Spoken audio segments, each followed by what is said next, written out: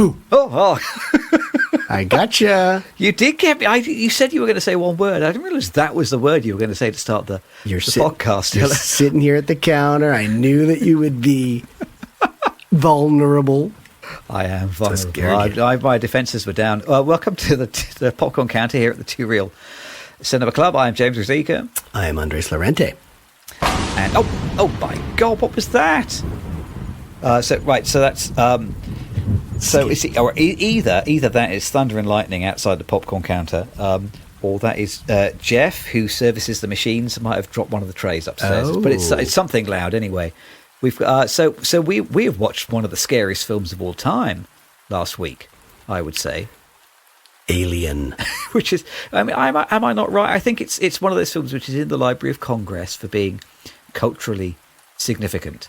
And I reckon it probably appears in most people's, I don't know, top 20 of scary films. It's like it's started that whole body horror trend, which we still see in cinema now. I think you're probably right, yeah. Although one might argue that Alien Romulus was scarier in some ways, but yeah. Huh. Well, I was scared. Yeah, I was scared by Alien Romulus, but I think you were talking about it scaring you from the point of view of the decline of the cinema art form, rather than exactly. But Alien, the original Alien, is OG scary. That's an OG scary film.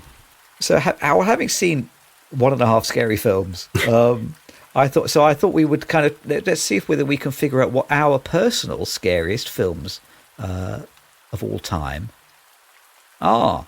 I mean, I have I've brought like a list of films which I personally have been most scared at. They aren't necessarily the scariest films. They're the ones which have kind of have touched me personally. Yeah. But it's a personal thing. What makes you scared, isn't it? Yeah, I think so for sure. So I think 13 is an appropriate number for the scariest films of all time. We should come up with the 13 scariest films. But I've got a short list for 6. Yep. And then we're going to have to, if I bring 6 and you bring 6, we'll have to have an argument about the 13th one. The argument itself could be the scariest thing that happens here. Do you I know that you've brought 6 films because you told me earlier. What's your first film on your list? I want to go back to the birth-making place because we talked about that in Romulus. So my first film is Rosemary's Baby. That film is spooky. It's very, very spooky, very, very scary. Stars Cassavetes, I think, right? John Cassavetes. Oh, is that right? Yeah. And our old friend, I always forget names on this program. Like I know them when I'm going into them, but we'll do the IMDb here. It's filmed by Roman Polanski, I believe. That's it, okay. It's Mia Farrow. Mia Farrow, exactly. It's Mia Farrow. So it's John Cassavetes and Mia Farrow, and, it's about this beautiful thing. A couple's having their baby. They live in this kind of creepy-looking building. And I don't want to go any farther to say whose baby it might be that they're having. The devil. And just wonderfully scary. It's one of my father's. He always claimed that was one of his favorite films. But again, for me, it's like anti-Romulus in the sense that it's artful. It's an artful film. It's about stuff very clearly, and it's scary. So I'm going to go with Rosemary's Baby. I'm sure it's on your list too. It's not on my list. Okay. Not in a small part because I still feel like I raise question marks about amplifying the work of Roman Polanski. Yeah. But I think we made the mistake of watching Rosemary's Baby when Rachel was pregnant with our oldest, which is such a foolish thing to do. I don't know why we did that. I think from that point of view, I've tried to purge it from my memory. Number one on my list, a bit more recent film, 2008. Yeah. It's a French film which had an American remake, which I haven't seen, but the original. Scary, largely because it made me feel kind of disgusted with myself for watching it by the time we got to the end. The film is Martyrs. Have you seen that? It's directed by and written by Pascal Laugier. French filmmaker. No. It's a kind of a very strange film with a very strange idea about a kind of religious cult who think that if you punish someone to the very edge of mortality, treat somebody so badly they're at the very, very cusp of death, then they have a kind of a perfect insight into the afterlife. And so there's this kind of cult believes that they can learn what the afterlife is basically by beating this woman very, very nearly to death. So it's a pretty horrible, disgusting, terrible, terrible film. It's one of those films which I watched. Foolishly I watched it on my own. Thankfully, I only watched it on the laptop, but I did watch it in between my fingers, barely able to look at the screen. I'm not entirely sure whether I would call it scariest or just simply most offensive and disgusting. And it's not a film which I think I would recommend anybody watch. But it certainly had a proper emotional effect on me, though. Yeah. And it's a film which stays with me now. And that's probably how you define whether a film is emotionally successful, isn't it? So scary of a kind. I don't really want to think about it anymore, actually. Good. Well, we can move on. So 2 films that I don't want people to go and see. This is turning into a great podcast. What's your number 2? Jaws. Classic. I saw it when I was probably about 8 or 9 years old. I live on the ocean. I have a healthy fear and respect for the ocean. That film made me never want to swim in anything deeper than about 1 foot of water, something like that. And you don't see the monster a lot, which is the classic strength of the film, because when you do see it, it looks pretty fake by standards then, but certainly by standards today. But it was just scary. And Robert Shaw's character just scared the hell out of me too. And there's this one scene where he's telling this tale about, I guess it's probably World War II, all these, soldiers dying in the ocean and then the sharks coming out. And it's this slow, quiet story on the rocking ship. It's just Dreyfuss and Roy Scheider and Shaw there, and it's just wonderful. And the music there is so great too. It's just it's scary in the premise, it's scary in some of the scenes, but it's also just scary in the characters too. So I like Jaws as a scary film. I bet that's on your all list. About the characters, isn't it? You are right that the music for Jaws is so masterful. It seems almost kind of supernatural. It's an incredible achievement, really. It's amazing. You only need to see that film once to remember the music forever. What an achievement! Well, my number 2 is far more lowbrow than yours. This is a fairly good indicator of how lowbrow most of my choices will be. Number 2 for me, an Adrian Lyne film from 1987, Fatal Attraction. Oh yeah. Is that film scary? Well, I don't know. The reason it appears on my list of scariest films is because at the time I was volunteering in a youth hostel in Jerusalem, and it was quite hard work at the time, where we would kind of clean rooms and and get the breakfast ready and to kind of do all these things at the youth hostel. So having a bit of time off actually was a bit of a rarity. There was another woman there. I was 19 at the time, and there was another woman who was also a volunteer there who was, I think, 30. So she seemed enormously older than me, like an entire generation older. But she said, we had like an afternoon off. She said, why don't we go to the cinema? We watched Fatal Attraction. And the sheer tension in the third act of that film, when you watch, I can't even remember whether it's Michael Douglas or if it is Anne Archer, lock the door when you know that Glenn Close is already in the house. Yeah. And you're just waiting for this, moment of violence. And I can't even remember the name of the woman that I went to see it with. What was she called? Was it Jo? But I can remember she and me sitting next to each other in the cinema, and despite having no romantic involvement whatsoever, clinging onto each other like that we were about to be thrown off a cliff or something like that. The tension was so palpable in this film. I can still physically, with my hands and arms, remember the third act of that film, clinging onto this woman next to me in this cinema in Jerusalem. Is the film really scary? Probably if I saw it today, I would laugh. But, you know, at the time, Yeah. it had its effect. That is cinema, I think. That's what I put for my number 2. I think it is scary, and it's scary in part because it's kind of possible that one person would just turn out to be crazy, really insane, and want to do harm to you. So there's something real about it. I mean, I think it's obviously played up for the cinema, but it's a real premise, and I think it is scary as a result because it happens in some cases. Yeah, and it's a misogynist classic. It is a misogynist classic. Yeah. There were some of them. There was a time for misogynist classics. 80s. What have you put for number 3? Okay, I wouldn't call it number 3. I would call it number 7. Right. It's a film by Yes. David Fincher, Brad Pitt, and Kevin Spacey. We don't talk about him so much anymore, but he could be. There's a lot of these people we can't talk about. I know he could be replaced by Glenn Powell. Let's just imagine it's Glenn Powell, Brad Pitt. That's kind of like the old Brad Pitt and the new Brad Pitt, and then Gwyneth Paltrow's in there too. I think Morgan Freeman. There's a lot of actors in there. This is one of those films where I woke up the night having seen it and just had nightmares. I was just waking up in cold sweats. I mean, I saw it in the cinema. I went home and immediately just dwelled on it. I could not stop thinking about it, and that's a mark of a good scary movie in my mind. But it also had, I loved the whole, the 7 deadly sins and exploring that as their plot twist. I thought it was quite clever enough, and scary. I think it's one of Fincher's finest films. So my number 3 is 7. 7.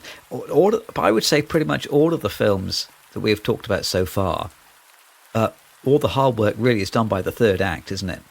We are talking about the third act of pretty much all of these films. Yeah. Well, my number 3 is a film which probably doesn't really have an act structure, actually. In fact, it's a film which looks like it's a bunch of random scenes that have been slung together and could have been re-edited in almost any order. It's a film by one of your least favourite filmmakers. It's Eraserhead by David Lynch from 1977. Oh, yeah. So this is another one of those films where I had it described to me by a school friend long before I actually watched it, and that was the thing that made me most scared. This one was described to me by Mark Simpson, who was another boy at school who would watch these scary films and then enjoy it. I'm starting to see there's a pattern here, I think. Clearly I was some kind of sucker who would listen to other people's descriptions of scary films. I can remember him explaining Eraserhead to me, like frame by frame, and me thinking the whole thing sounded absolutely terrifying. And then not long after, it being on television and me accidentally watching a few seconds of it before I realised what it was.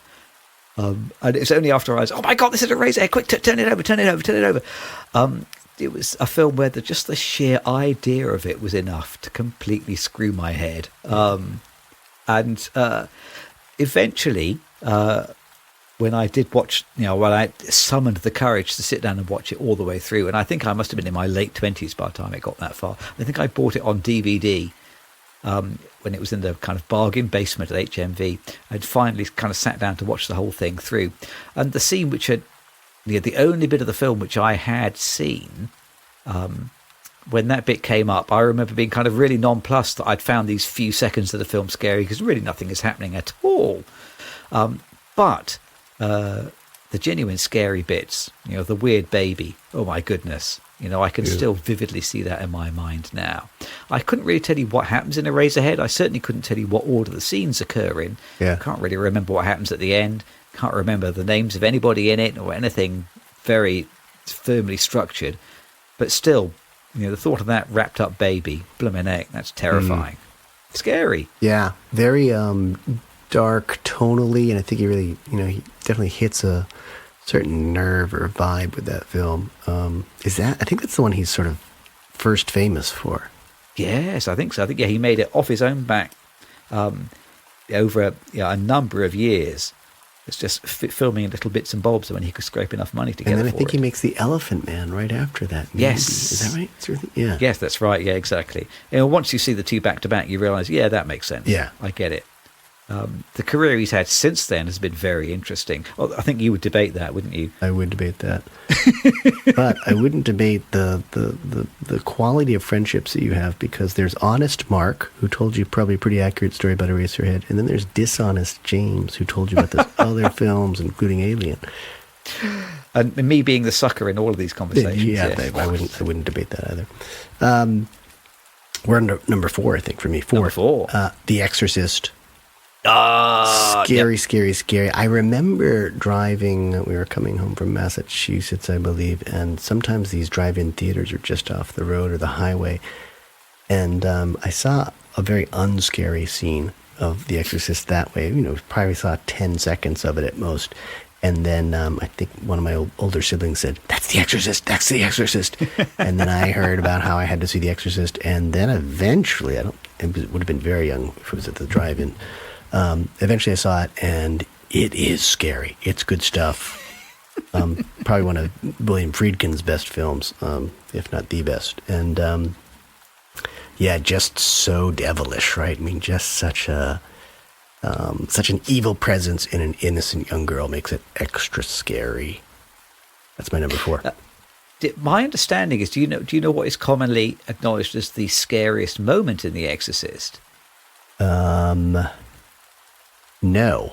I think for a lot of people, it's the insertion of the central line when she goes for a scan, doesn't she? There's like a scene fairly early on in the film where she kind of goes through some medical tests. Yeah. And then they have to put a line in her neck, I think. And this scene of somebody being injected in the neck is commonly cited as, for some people, that's the scariest moment in the whole film. Yeah. Well, medicine has come a long way, and let's just say thank you to those like you who are professionals. They used to do awful things like amputating people with a saw and a piece of cloth between their teeth, and maybe a little bit of whiskey. I've never done that. I have stuck lines in people's necks, but I've never amputated anybody's leg with a saw and a cloth. So I should be grateful for some little mercies, I suppose. My number 4. Neil Marshall film from 2005. I don't know whether you've seen this. I don't know whether this was a film which travelled abroad. It's a British film called The Descent. The Descent? No. It's about half a dozen women who go on a potholing holiday together. I'm sorry, potholing or spelunking, something like that. Spelunking, yeah, okay. Spelunking. I think. So it's a you put on your hard hat, and your little torch, and go explore caves deep underground. And it's a zombie movie. Oh, yeah. These 6 women, they discover that there's a little community of kind of zombies who live in the darkness in these caves somewhere in the Yorkshire Moors, something like that. But they don't discover the zombies until about the midpoint of the film. And I think by far the scariest part of the film is the first half. This is a film where the money comes in the first half, not the third act, because it's all these scenes of these characters making their way deeper and deeper into these deep, dark holes. And there's a number of times where people have to squeeze through a hole where it's such a narrow gap. You have to breathe in really deep or expel all the air from your lungs for you to be able to squeeze through this narrow gap and then get back through to the other side. And that is the bit of the film that really gives me the willies. Oh my goodness. The notion that I might be trapped underground, having squeezed through a hole which was so narrow I could only travel one way through it and not back out the other way. That's making me feel palpitations now. That's terrifying. Great premise. And I remember when I first read about spelunking, I thought, this is cool. I really want to do it. And then I thought about it a little and said, this is not cool. I don't want to do it.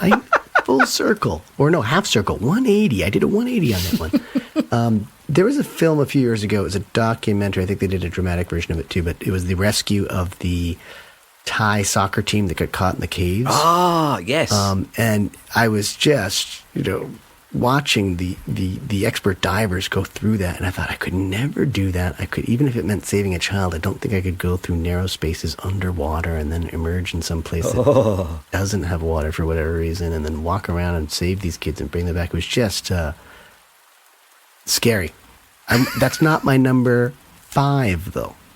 Okay. That documentary nor The Descent, because I'd never heard of it. But I was very scared by The Ring. I've only seen the original The Ring. I realize that there are other rings, but including The Lord of the Rings, which for me is kind of scary to sit in a cinema for 4 hours, 3 times watching those films.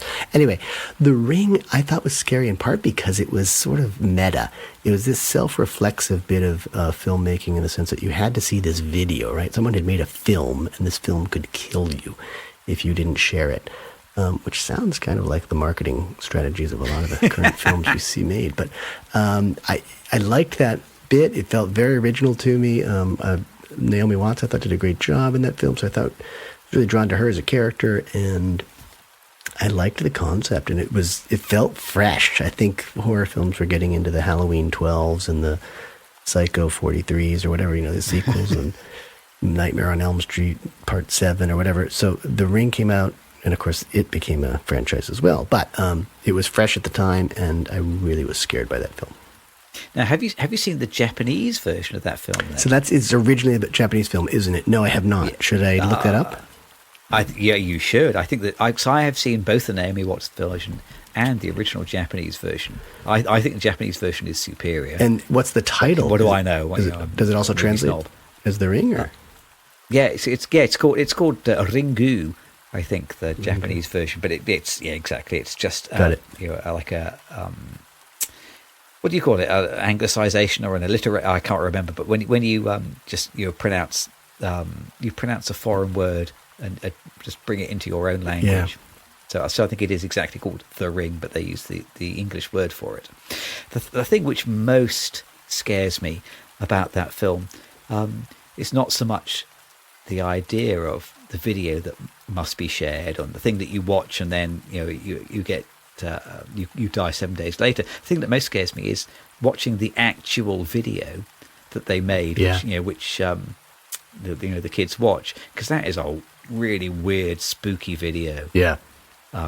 In kind of grainy black and white VHS. Yep. That's like the most masterful thing I think about the original Japanese version. It's just this very, very strange, spooky video. Nice. Good choice. My number 5, a bad choice. So I reckon you probably haven't watched this, and I haven't watched this since it was on television in the very early 80s. I'm talking about a Richard Burton film called The Medusa Touch from 1978, directed by Jack Gold. So this is a pretty cheesy, low quality, not that good horror film starring Richard Burton. As a guy who I don't even really remember the story very well. I think it's a little bit like The Dead Zone in that he can predict bad things happening. Yeah. But it's also a little bit like sort of Firestarter, where I think he can cause bad things to happen. And I watched this on my own in the house on a Saturday night when I was probably about 10 years old, something like that. And there is a scene which I bet probably doesn't even happen in the film, but which I vividly remember, which is that Richard Burton is aware that he's going to do some kind of terrible evil thing, and the way I remember it, he has a glass eye, and he takes his glass eye out and holds it up to the sky and says something like, please God, take this evil power away from me, or something like that. It's a ludicrous, cheesy scene. And I bet it doesn't even happen, but in my mind, I have a very vivid, clear picture of Richard Burton taking his eye out and pointing it up at the sky, and that absolutely terrified me as a kid. I was watching from behind the sofa, just frightened out of my wits at Richard Burton taking his eye out. I bet it doesn't happen, I bet it's one of those confabulated memories where I've mixed up 2 or 3 different things, and I think it was the Medusa Touch. Yeah. I tried to find a copy online and couldn't find one anywhere, so I can't even confirm it. But in my mind, that is the scariest thing I'd ever seen at the age of 10, the Medusa Touch. Wow. Well, you had me scared at Richard Burton 1978. Because I think his best work was quite a bit behind him by that point. And yes. He made some scary films, yes. I think he has a film called The Klansman. which is interesting. It takes place he's like a professor in the American South, and he gets involved with the Ku Klux Klan somehow. That's scary too. It's probably around that time too, but again, not his highest quality work. Right. But, a certain body. Back when he was making films for beer money. Yeah. All right. So my sixth film. This is the last one on my official list. Is right. I Deliver It to You. Deliverance. Oh, Burt Reynolds, John Voight, film by Frank Borman, based on a book, which is wonderful. And again, it's kind of got that fatal attraction angle in the sense that it's just someone getting into a situation and getting into an environment that's kind of crazy and could be fatal. Love it. And they're just they think they're being hunted, but they're probably not really being hunted. They're on this hunting trip, ironically, and going down the river and rafting and all that. It's got some great exteriors. It's using even the wilderness as an antagonist to a certain extent, and what they imagine is going to happen to them is probably scarier than what actually does. But there are definitely some scary things in there too, and a great final image too. Waking up from a dream or nightmare. So Deliverance for me was scary, and not in like a full-on body horror way or lots of blood and lots of violence, but just suggestion and eeriness. And believability. Yeah, believability. You'll never look at a banjo the same way again. Oh, the things one can do with a banjo. My number 6 scores low on the believability rating, I reckon.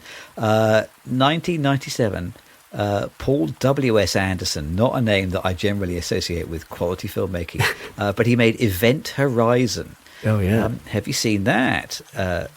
Larry Fishburne, isn't it, in that film? I remember going to see that at the movies.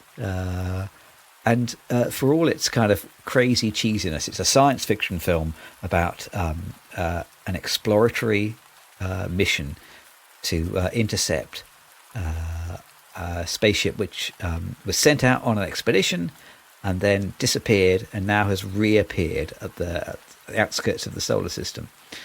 And what they discover on board is that the ship probably seems to have gone to hell and come back.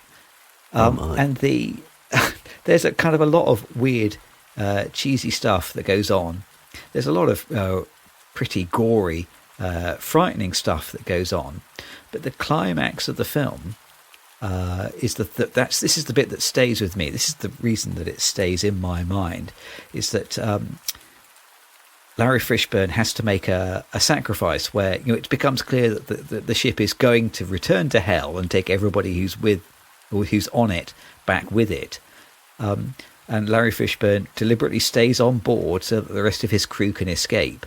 And the sheer size of his sacrifice, that he knows that he is going to now be punished in eternity. Yeah. But he chooses to do the right thing to save the rest of the crew. That really, really stuck with me. There's a lot of crazy, cheesy stuff, and supposedly there is an entirely entirely lost version of Event Horizon, where there was a bunch of even crazier, weird stuff which got cut out. And supposedly, no copies of that print ever exist now. So, it's not possible to find out what the crazy, weird stuff that they cut out was. I don't know whether this is a marketing ploy or a real event, but there is supposedly an even weirder Event Horizon which no one will ever see. But that final moment from Event Horizon, I quite like Larry Fishburne. I find him very watchable, that stuck with me. That's again one of those moments where I left the cinema and I thought about that for a long, long time afterwards. Nice. So that brings us to number 13. There have to be 13 scary films. So we have agreed that we're each going to bring film number 7. Yeah. And we're going to have to debate who wins, whose film is scarier, to go in 13 on the list. What did you bring? I was going to ask you the same question. I don't mind going first if you like. Please go. You go first. Right. It wouldn't surprise me if we end up choosing the same thing. So my number 7 is a film from the podcast. So this is a film that I know we have watched together, which I found really pretty terrifying. I had to kind of calm myself down after watching this film. The film is Beau is Afraid by Ari Aster, which is a kind of a strange, chaotic film, which kind of goes to all sorts of different places, and also feels like it feels dreamlike, and it feels very loosely structured, and it feels like almost like a series of horror vignettes that have been stitched together and could have been shown in almost any order. But there are a few scenes and moments in Beau is Afraid which really, really got me on edge. Some of it's kind of plainly silly. Yeah. You have the penis monster in the the attic. You have it's kind of this very embarrassing moment in the bedroom. But the sheer terrifying chaos of life on the streets outside the apartment, that really stayed with me. Yeah. The moment when Joaquin Phoenix comes home and gets in the bath to try and relax and looks up at the ceiling and there's a guy hiding on his ceiling screaming at him. Yeah. These kind of weird nightmare moments really, really stuck with me. I found it pretty tense, actually. Does it make any sense? Probably not. Is it a good film? Maybe not. But there's something pretty visceral which really spoke to me about some of the moments in that film. I'm going to vote for that as our number 13. That's an that. Interesting choice. I don't think I can beat that. I think it gives you some pleasure to think of that as a horror movie, because I didn't think of it as a happy-go-lucky film or something that I would want to go see again. So that gives me a new insight to it, I think. Like this cultural anxiety that's going on right now, maybe across the world, in the personality of Beau. Yeah, you've got me scared.